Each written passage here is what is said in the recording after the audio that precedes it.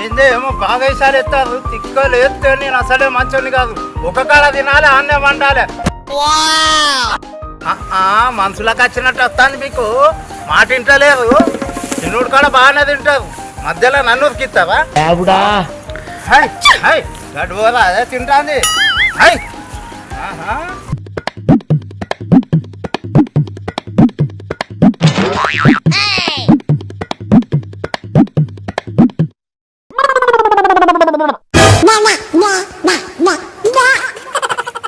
ఏందిరా వెంకటి వేషం